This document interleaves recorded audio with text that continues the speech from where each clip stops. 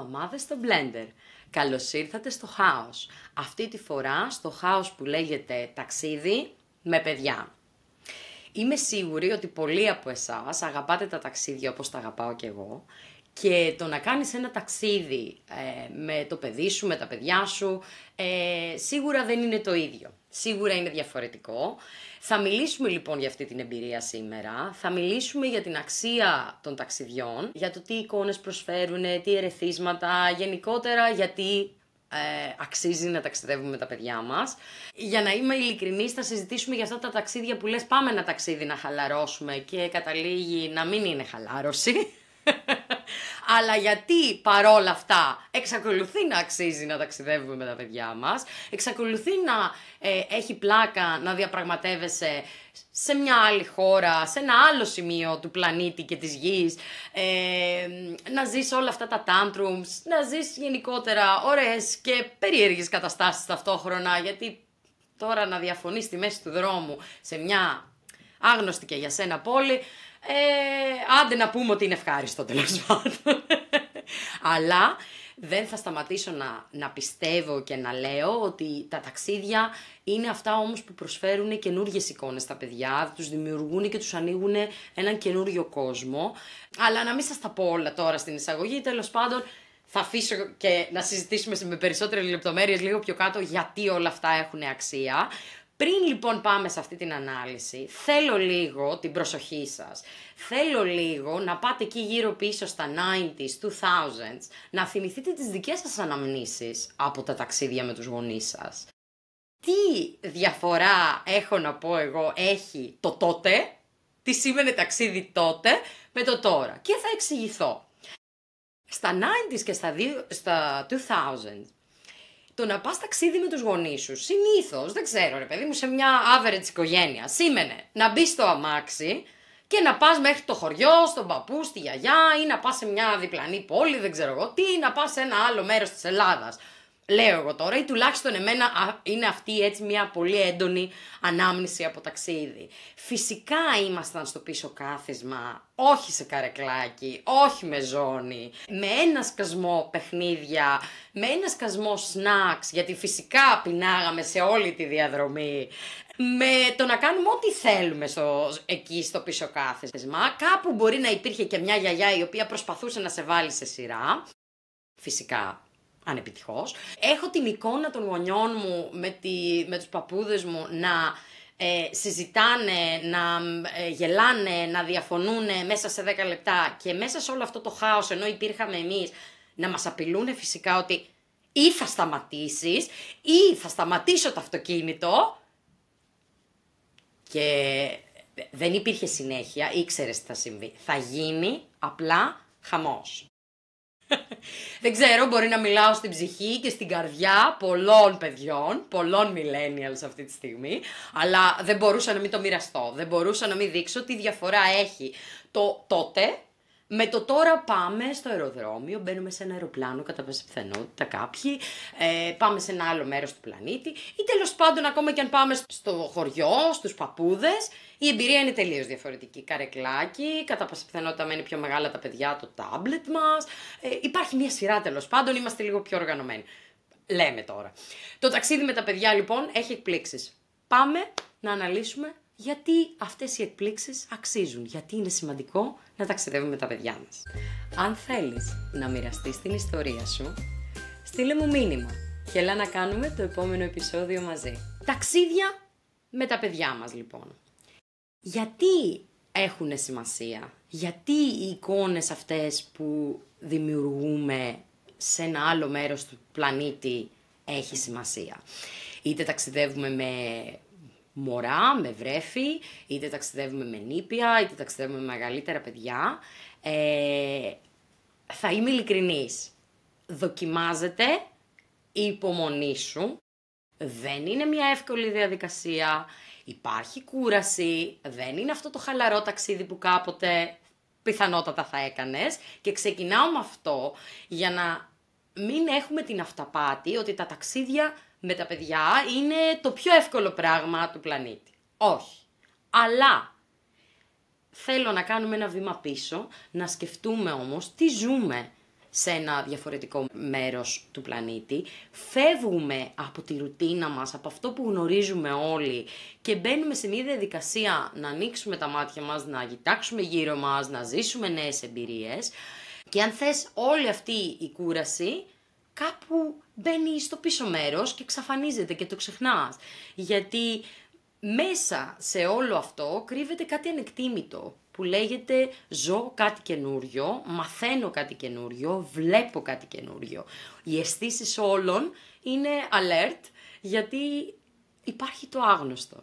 Να πω εδώ ότι σημασία έχουν οι κοινές αναμνήσεις, αυτά που ζούμε μαζί, είναι οι στιγμές, οι εικόνες, είναι οι καινούργιοι ήχοι, είναι οι καινούργιες μυρωδιές ενός τόπου που θα μας ξαναφέρουν πίσω μια μέρα να συζητήσουμε και να πούμε θυμάσαι που ήμασταν όλοι μαζί εκεί και το ζούσαμε. Είμαστε σε ένα άλλο δωμάτιο, είμαστε σε ένα άλλο μέρος, σε ένα άλλο κομμάτι της γης και δεν πάβει όλο αυτό να έχει μια ας το πούμε μεγάλη αξία στις κοινές αναμνήσεις μιας οικογένειας, στις κοινές αναμνήσεις που ζούμε με τα παιδιά μας, στα ερεθίσματα που αν θες θα μας κάνουν διαφορετικούς, θα μας πάνε ένα βήμα παρακάτω, θα μας μεγαλώσουν. Γενικά τα ταξίδια θα με ακούσετε να μιλάω πολύ ρομαντικά για αυτά, γιατί θεωρώ ότι προσδίδουν έτσι ένα ρομαντισμό στη ζωή, με την έννοια ότι μαθαίνουμε και είμαστε σίγουρα διαφορετικοί μετά από ένα ταξίδι.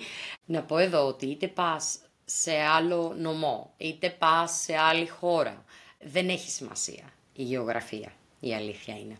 Αυτό που έχει σημασία είναι οι προσλαμβάνωσες, είναι το παιδί να βλέπει μια άλλη κοινωνία, άλλους ρυθμούς, άλλους ανθρώπους, άλλους ήχους.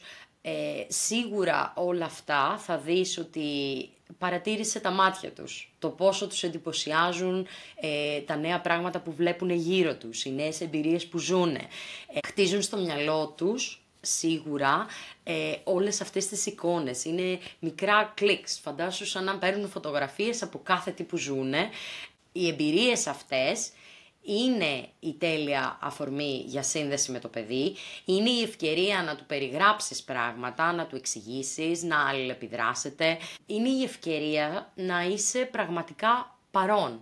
Είναι εκείνη η στιγμή που συνδέεσαι με το παιδί σου, την ώρα που συμβαίνουν πράγματα και νομίζω ότι πολλές φορές οι γονείς έχουμε ενοχές για το αν δίνουμε αρκετό χρόνο στα παιδιά μας, αν είμαστε αρκετά εκεί, να τους μάθουμε πράγματα, να τους δείξουμε πράγματα και τα ταξίδια σίγουρα προσφέρουν αυτή την ευκαιρία. Πέρα από τις τέλειες εμπειρίες που μπορεί να θέλει να ζήσει ο καθένας, τα τέλεια μέρη που μπορεί να θέλει να πάει, τα bucket list που μπορεί να έχει ο καθένας, όταν ταξιδεύεις με τα παιδιά είναι ο χρόνος της οικογένειας. Είναι το σημείο που αν θέλεις δίνεται η ευκαιρία σε μια ομάδα που λέγεται οικογένεια να δημιουργήσει κοινές εμπειρίες, να ζήσει πράγματα, να ζήσει στιγμές και αν θέλεις να θέσει και κάποιες κοινές προσλαμβάνουσες, κάποιες κοινές αφετηρίες του τι σημαίνει έχουμε ταξιδέψει μαζί, τι σημαίνει έχουμε ζήσει πράγματα μαζί. Είναι μια αθές ευκαιρία να μπούμε στη διαδικασία, να εξηγήσουμε, να πάρουμε κάποια αντίδραση, πιθανότατα κάποια ερώτηση αν τα παιδιά είναι μεγαλύτερα, γιατί συμβαίνει αυτό, τι είναι αυτό. Και αυτό μπορεί να είναι από το πιο απλό, από το βρεθήκαμε σε μία πλατεία μέχρι το πήγαμε σε ένα μουσείο και γεννιούνται πάρα πολλές απορίες. Είναι μια ευκαιρία να δώσουμε την απόλυτη προσοχή στα παιδιά μας, να τους εξηγήσουμε πράγματα, να περάσουμε χρόνο μαζί τους, να μας δούνε ίσως, αν θες, και χωρίς καμία αλληλεπίδραση, να μας δούνε να λειτουργούμε σε ένα άγνωστο μέρος για μας ή και σε ένα γνώριμο μέρος για μας, αλληλεπιδρώντας με ανθρώπους που μπορεί να γνωρίζουμε. Για παράδειγμα, αν πας στο χωριό σου, σίγουρα ξέρεις τη θεία, τη γιαγιά, την ξαδέρφη που μπορεί να συναντήσεις. Και αυτή η οικειότητα, αν θες, μπορεί να σε βάλει σε μια διαδικασία να αισθανθείς και εσύ χαλαρά, να σε δει το παιδί σου να αντιδράς με έναν τελείως διαφορετικό τρόπο από το πρόγραμμα της καθημερινότητας. Δεν πάβει λοιπόν τα ταξίδια, είτε είναι σε ένα άγνωστο είτε σε ένα γνώριμο μέρος, να μας δίνουν την ευκαιρία να μας δουν τα παιδιά μας μέσα από μία άλλη συνθήκη. Και όλο αυτό βοηθάει και σίγουρα επιδρά στο πώς μας βλέπουν, στο πώς χτίζουν χαρακτήρα, στο πώς χτίζουν όλες αυτές τις εικόνες. Και θα έλεγα ότι ένα ακόμα πράγμα που είναι σημαντικό στα ταξίδια είναι ο χρόνος που παίρνουμε να ζήσουμε πράγματα με τα παιδιά μας. Είτε αυτό είναι μια αγκαλιά, είτε αυτό είναι ένα τάντρομ που θα ζήσουμε σε μια ξένη χώρα. Όπως και να έχει, είναι μια μοναδική στιγμή με τα παιδιά μας. Εδώ καμιά φορά σκέφτομαι έτσι λίγο πιο μελαγχολικά, ρομαντικά, βάλτε του ό,τι ταμπέλα θέλετε, αλλά πόσες ευκαιρίες θα έχουμε να ζήσουμε στιγμές σε ταξίδια με τα παιδιά μας, όσο είναι ακόμα μικρά και θέλουν να ταξιδεύουν μαζί μας, γιατί μετά θα αρχίσουν τα δικά τους ταξίδια με τους φίλους τους κτλ. Σίγουρα θα υπάρχουν ευκαιρίες και στο μέλλον. Don't get me wrong που λένε. Αλλά σκέφτομαι πάντα, ρε παιδί μου, ότι είναι η ευκαιρία να ζήσουμε κάποια πράγματα μαζί σε μια διαφορετική συνθήκη. Και γι' αυτό για μένα έχει πάρα πολύ αξία. Να πω ξανά εδώ ότι το ξέρω ότι δεν είναι εύκολο και από οικονομικής άποψης, αλλά και γενικότερα δεν είναι εύκολα τα ταξίδια, το έζησα και εγώ πρόσφατα. Ίσως έζησα ένα από τα χειρότερα tantrum του μικρού, ας πούμε, σε μια ξένη χώρα, στη μέση ενός δάσους. Δεν μπορώ να πω ότι ήταν 100% ευχάριστο. Παρόλα αυτά, οι στιγμές μέχρι να φτάσουμε στο tantrum ήταν κάτι το ασύλληπτο. Να περπατάμε μαζί δίπλα στη φύση και να έχει αυτή την περιέργεια στα μάτια του, ας πούμε, για το πού είμαστε, γιατί τι κάνουμε εδώ που είμαστε. Οπότε όποια και να είναι η κούραση που συνοδεύει ένα ταξίδι με παιδιά, αν με ρωτάς, θα το ξαναέκανα χωρίς δεύτερη σκέψη. Το πρώτο μας ταξίδι ήταν στους 4 μήνες, στην άλλη άκρη του πλανήτη. Ήταν μια εμπειρία που, αν θες, μας δοκίμασε αρκετά σαν γονείς, αλλά ταυτόχρονα μας έδωσε την εμπειρία και το θάρρος να το ξαναδοκιμάσουμε, και κάθε φορά έχω να πω ότι είναι ένα διαφορετικό στάδιο. Δεν μπορώ να πω ότι το ταξίδι όταν ήταν μωρό 4 μηνών ήταν πιο εύκολο από τώρα που είναι toddler, ούτε όμως και το αντίθετο, ότι κάθε στάδιο του παιδιού και κάθε ταξίδι μαζί σε αυτό το στάδιο είναι τελείως διαφορετικό. Αυτό το οποίο ίσως θα έλεγα ότι έχει σημασία είναι να είσαι ανοιχτός σε αυτή την περιπέτεια. Ό,τι σου προκύπτει εκείνη τη στιγμή να το ζεις με μία, ας το πούμε, ανοιχτή σκέψη ότι όλα θα πάνε καλά και ό,τι είναι θα τα αντιμετωπίσουμε. Αυτή, ας το πούμε έτσι, η πρόκληση θα μπορούσε να σου συμβεί ενώ είσαι και στο σπίτι σου, ενώ έχεις πάει μία βόλτα μέχρι το κέντρο της πόλης, ενώ έχεις πάει μία βόλτα μέχρι το σούπερ μάρκετ. Γενικότερα οι αντιδράσεις των παιδιών και τα συναισθήματα είναι μες στο πρόγραμμα. Οπότε το σκέφτεσαι λίγο, λες εντάξει, είναι μια νέα χώρα, ένας νέος τόπος, μια νέα εμπειρία, θα το ζήσουμε και όπου βγει, βρε παιδί μου. Σημασία έχει να το τολμάμε και να μην λέμε όχι στα ταξίδια γιατί απλά είναι κουραστικά. Υπάρχουν βέβαια, θα πω εδώ μια μικρή παρένθεση, και αυτοί που δεν θέλουν να το ζήσουν, και δικαίωμα φυσικά έχουν σε όλο αυτό, να επιλέξουν να μην ταξιδέψουν. Απλά αυτό το επεισόδιο προσπαθώ να εξηγήσω λίγο γιατί για μένα, αν θες, έχει μεγάλη σημασία να το τολμάμε, και ακόμα και αν ξεκινάμε από μικρά ταξίδια, κοντινά ταξίδια, να δίνουμε βάση στη σημασία του ταξιδιού και όχι στο τι απαραίτητα πάει λάθος και όχι όπως το είχαμε προγραμματίσει σε όλο αυτό. Γιατί το οικογενειακό ταξίδι τα έχει όλα μέσα.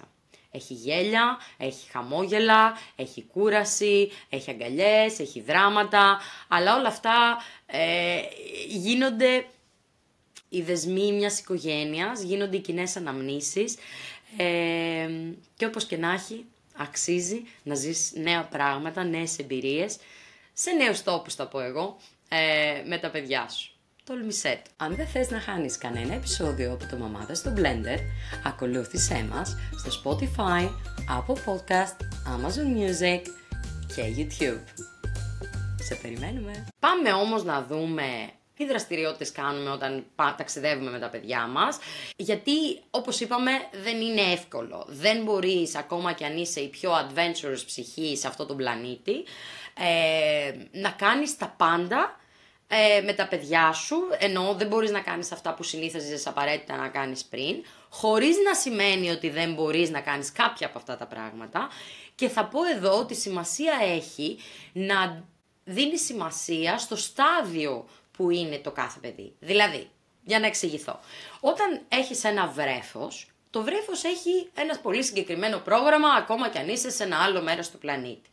Θα προσαρμόσεις λοιπόν το ταξίδι με βάση το πρόγραμμα που έχει το μωρό σου. Αν θυλάζεις, θα πρέπει να βρεις ένα ήσυχο σημείο να πας να θυλάσεις. Αν έχεις έναν toddler, ο toddler μέσα στην ημέρα χρειάζεται 1-2 ώρες να κοιμηθεί. Ναι, μπορεί να κοιμηθεί στο καρότσι, ναι, μπορεί όμως να μην του βγαίνει εκείνη την ημέρα και να πρέπει ίσως να γυρίσεις στο Airbnb ή να βρεις κάποιο σημείο που αν θες θα χαλαρώσει, θα μπορέσει να ξεκουραστεί. Γιατί δεν μπορεί να βγάλει όλη την ημέρα. Αν έχεις πιο μεγάλα παιδιά, μπορεί να έχουν παραπάνω ενέργεια, οπότε πρέπει μέσα σε όλο αυτό να σκεφτείς και την ενέργειά τους και πώς θα τα απασχολήσεις, για να μην υπάρχουν, αν θες, αυτές οι αντιδράσεις, οι έντονες, η ταλαιπωρία. Τα παιδιά σίγουρα μπορούν να ακολουθήσουν ως ένα σημείο το πρόγραμμά σου, αλλά δεν πάβει να έχουν και τη δικιά τους ρουτίνα, δεν πάβει να αγαπάνε αυτή τη ρουτίνα, οπότε θα πρέπει και εσύ να σκεφτείς τι μπορεί να κάνουμε όλοι μαζί, τι μπορούμε να κάνουμε για τα παιδιά, ώστε αν θες να έχουν και αυτά το χρόνο τους στο ταξίδι και να έχεις και εσύ το δικό σου χρόνο και τη δική σου χαλάρωση. Οπότε θα έλεγα σίγουρα μέχρι τώρα η εμπειρία με τα ταξίδια και η εμπειρία με έναν toddler, αν θες σε ένα εύκολο μέρος και σε ένα εύκολο σημείο του πλανήτη, με δίδαξε. Με δίδαξε σίγουρα ότι θα πρέπει να σκέφτομαι ότι από εδώ και πέρα τα ταξίδια δεν είναι μόνο για μένα, είναι και για το παιδί μου, αλλά είναι και για μας ως οικογένεια. Οπότε κάπως έτσι βγαίνει ένα πρόγραμμα, εμπιστεύομαι και είμαι σίγουρη ότι κάθε γονιός της σημερινής εποχής έχει κάνει κάποια ταξίδια στη ζωή του, ξέρει πάνω κάτω τι του αρέσει, ξέρει πάνω κάτω τι σημαίνει δραστηριότητες για ένα παιδί, τι σημαίνει χρόνος για ένα παιδί. Σίγουρα υπάρχουν κάποια ταξίδια που αν θες πας σε ένα σημείο, θέλεις να επισκεφθείς ένα μουσείο, μπορεί το μουσείο απαραίτητα να μην έχει δραστηριότητες για το παιδί, αλλά είμαι σίγουρη ότι η πόλη, το σημείο, το χωριό που πας έχει κάτι που μπορείς αν θες να το προσαρμόσεις και να είναι ο χρόνος που το παιδί θα βγάλει ενέργεια, θα περάσει καλά, θα δει νέα πράγματα. Οπότε θα έλεγα σίγουρα ότι μέσα στην ημέρα μην κάνεις overload το πρόγραμμα, αν αυτό είναι εφικτό. Σίγουρα θα υπάρχουν και μέρες που κάποια πράγματα πρέπει να γίνουν μαζεμένα για να γίνουν. Όπως και να έχει, είτε το παιδί σου θυμάται το μουσείο που πήγατε, είτε δεν το θυμάται. Σημασία έχει ότι πήγατε μαζί, σημασία έχει ότι μοιραστήκατε αυτή την εμπειρία, σημασία έχει το ότι είδε κάποια πράγματα, όπως και να έχει. Είτε είναι μνήμες αν θες που μένουν έντονες στα πιο μεγάλα παιδάκια, είτε είναι μία μνήμη που θα είναι στο πίσω μέρος του μυαλού του και δεν θα τη θυμάται έντονα, αλλά θα την έχει ζήσει. Πάντα τα ταξίδια και οι νέες εμπειρίες μας προσφέρουν αυτό που λέμε την αίσθηση του καινούριου, του άγνωστου, που όπως και να έχει, ακόμα και εμάς τους ενήλικες, μας διαμορφώνουν. Μας δίνουν κάτι διαφορετικό στην προσωπικότητά μας, μια νέα πληροφορία, που αν μη τι άλλο τη βρίσκω πάρα πολύ σημαντική. Αυτές οι εικόνες, αν θες, συνδέονται με ένα συναίσθημα και αυτό το συναίσθημα είναι ανεκτήμητης αξίας. Είναι κάτι το οποίο κάθε φορά που γυρνάω από ένα ταξίδι, αναπολώ ας πούμε πράγματα που ζήσαμε, κοιτάω φωτογραφίες στο κινητό και λέω κοίτα να δεις τώρα, βρέθηκα εκεί ας πούμε, έζησα αυτό, τι μου δίνει. Όχι κάθε φορά, γιατί υπάρχουν και πιο πεζά πράγματα. Μια απλή βόλτα, ένας απλός καφές σε ένα άλλο σημείο του πλανήτη. Που κι αυτό όμως βοηθάει στη χαλάρωση.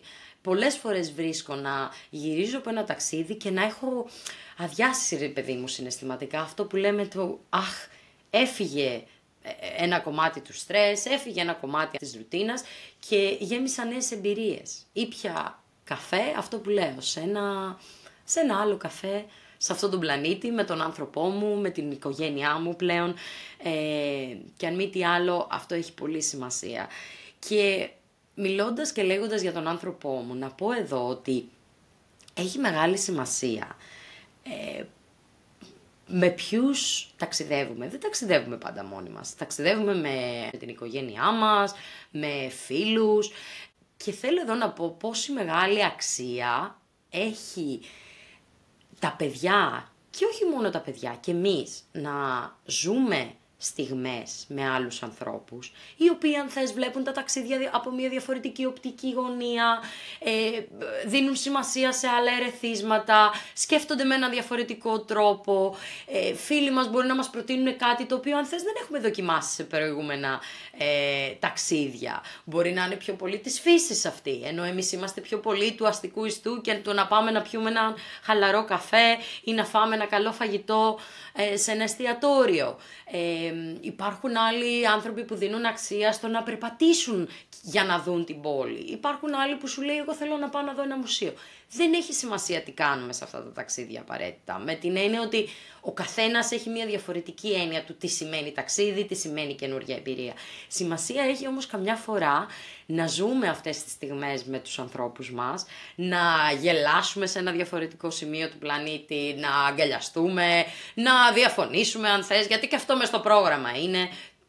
Τι σημαίνει άλλωστε ταξιδεύω, βρε παιδί μου, ζω ίσως ένα μέρος της ρουτίνας μου, της καθημερινότητάς μου, σε ένα σημείο, με κάποιες διαφορετικές εικόνες, κάποια διαφορετικά ερεθίσματα. Σημασία έχει όμως τα παιδιά να παίρνουν εικόνες από αυτούς τους ανθρώπους, να βλέπουν πώς εμείς αλληλεπιδρούμε με άλλους ανθρώπους σε μια διαφορετική συνθήκη.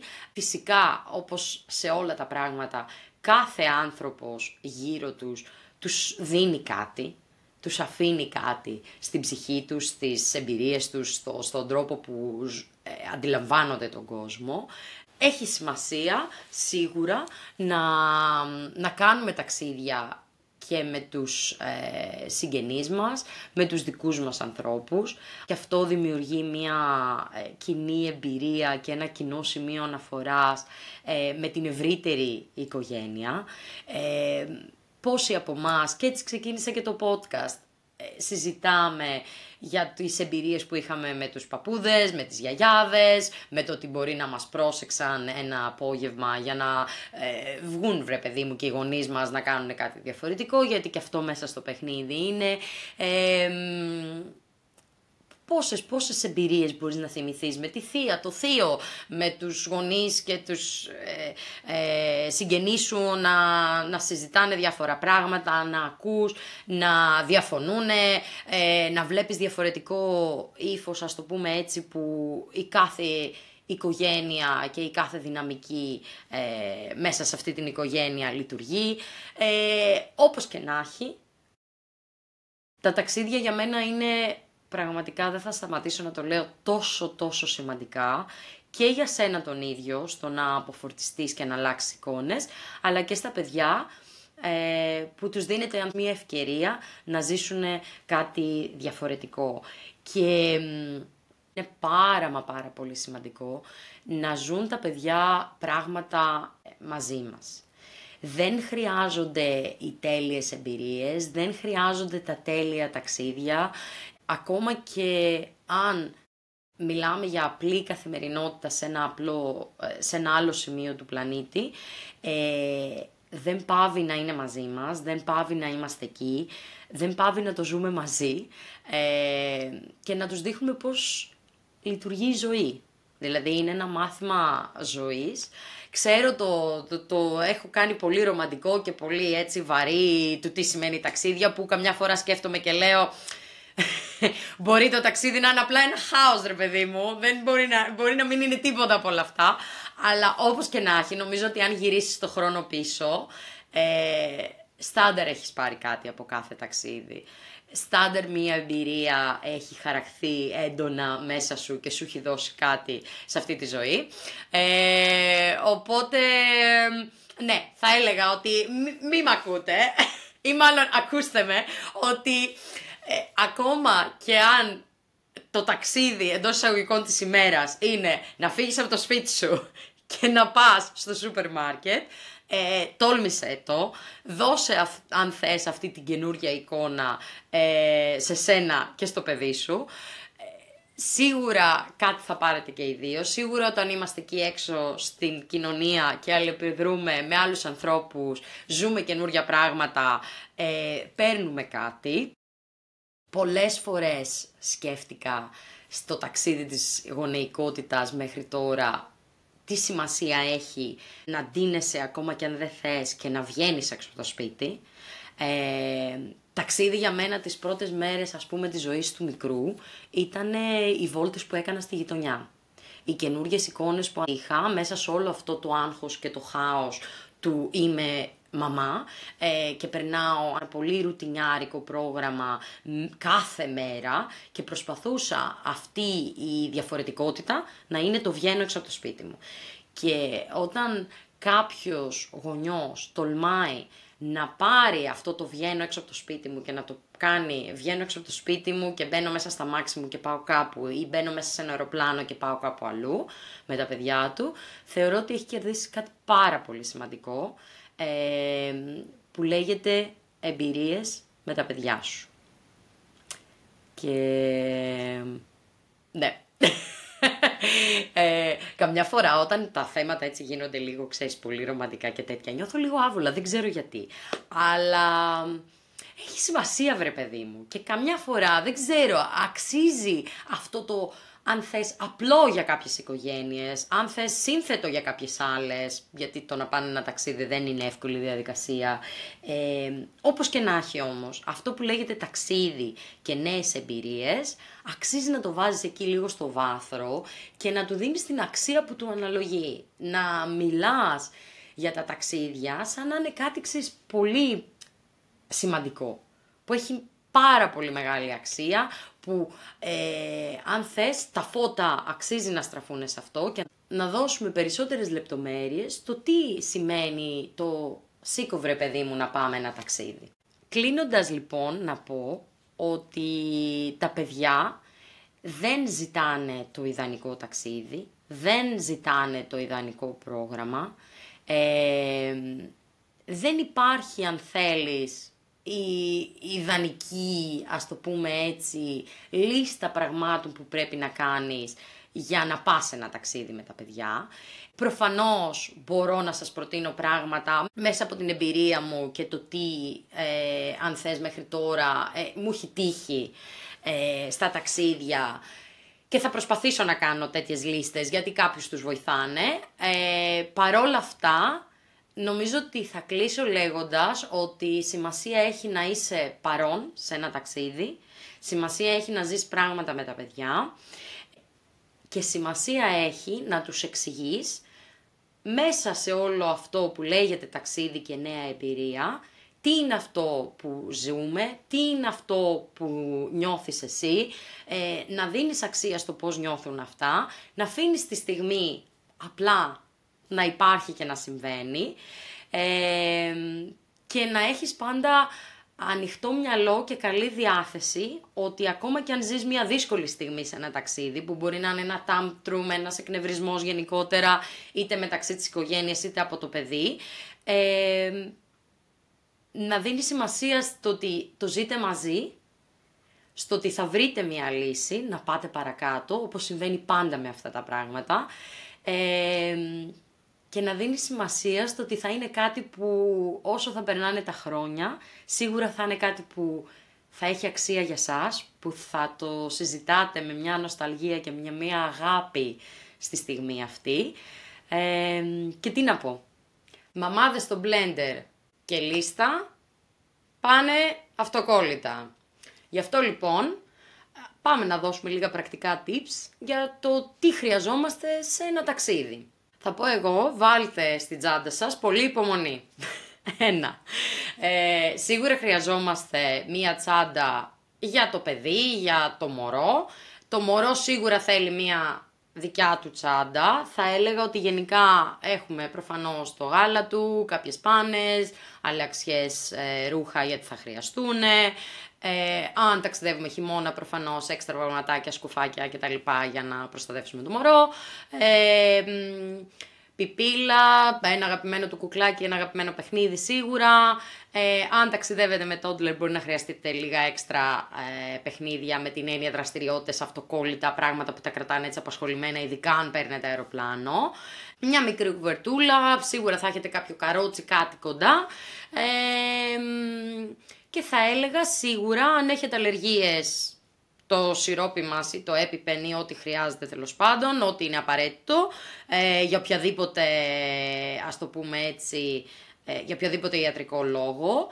Ένα ντεπών θα έλεγα γενικότερα κοντά, κάτι για κάποιο πυρετό έτσι ξαφνικό. Ξέρετε ποια είναι τα απαραίτητα, βάλτε τα μέσα σε μια τσάντα, έχετε τα σε ένα σημείο γιατί βοηθάει να μην ψάχνεις και πανικοβάλλεσαι την ώρα που γίνονται όλα ταυτόχρονα και ξέρουμε οι γονείς τι εννοώ. Θα έλεγα ότι αν πάτε αεροδρόμιο, δώστε έξτρα χρόνο, πάντα είναι σημαντικό να έχεις περιθώριο. Συμβαίνουν απρόοπτα πράγματα, δεν θα ξεχάσω ποτέ τη στιγμή που ο μικρός αποφάσισε ότι θέλει αλλαγή πάνα στην ώρα που επιβιβαζόμασταν και ο σύζυγός μου έτρεμε μπροστά στον κησαίο ότι χάνουμε την πτήση. Άλλαξα πάνα, δεν ξέρω, εν ρηπεί οφθαλμού, milliseconds. Τέλος πάντων, έγινε και αυτό, το ζήσαμε και αυτό, θα ζήσετε τέτοια σκηνικά. Αν ταξιδεύετε με αυτοκίνητο, προετοιμαστείτε να κάνετε αρκετές στάσεις. Βοηθάει και εσάς, βοηθάει και το παιδί. Γενικότερα υπάρχει μια οδηγία ότι καλό είναι να μην είναι πάνω από 2 ώρες το καθισματάκι αν είναι πολύ μωρό και χρειάζεται έτσι λίγο στρέτσι και τα λοιπά, λίγο να τεντώσουμε τα πόδια. Βοηθάει και με τους οδηγούς ρε παιδιά, δείτε το τέτοιο. Θα κάνετε λίγη παραπάνω ώρα από το κανονικό να φτάσετε στον προορισμό σας. Τέλος πάντων δεν έχει σημασία. Σημασία έχει να υπάρχει καλή διάθεση, να έχουμε κάποια βασικά πράγματα. Αν δεν τα έχουμε, ας ελπίσουμε ότι στη διαδρομή προς τα εκεί μπορούμε να τα προμηθευτούμε. Γενικά χρειάζεται μια καλή οργάνωση, αλλά μην πανικοβάλλεστε. Τα έχουμε ξαναπεί για τα ταξίδια. Υπάρχει και άλλο επεισοδιάκι που τα λέγαμε και με τη φίλη μου. Καλή διάθεση να υπάρχει. Υπομονή, επιμονή ότι θα φτάσουμε. Και εντάξει, νομίζω ότι όσο περισσότερο ταξιδεύεις, τόσο περισσότερα πράγματα μαθαίνεις, σου προκύπτουν και καταστάσεις και λες «Α, την επόμενη φορά να θυμηθώ να το κάνω έτσι». Και νομίζω ότι σημασία έχει να σκέφτεσαι λίγο με το τι χρειάζεται στην καθημερινότητα, τι μπορεί να χρειαστεί έξτρα που καλό είναι να το έχω. Κάνεις έτσι μια λίστα και μια οργάνωση, εκεί πριν φύγεις, πριν βγεις έξω από την πόρτα με τα σακουβαγιάζ και τις βαλίτσες σου. Και εντάξει, νομίζω ότι όλα καλά πάνε μωρέ στο τέλος, ξέρω εγώ. Προσπαθήστε το. Αυτά τα tips τα λίγα είχα να δώσω. Κρατήστε αυτά για τώρα, αν θυμηθώ κάτι έξτρα θα κάνω έξτρα περιεχόμενο. Αυτά νομίζω. Ναι, ναι. Είσαι έτοιμη για ταξίδι καλέ. Ναι. Μην τόλμησέ το. Μέχρι την επόμενη φορά να ζεις, να ταξιδεύεις έχω να πω, να περνάς καλά, να αγαπάς τον εαυτό σου και φιλάκια πολλά. Bye bye!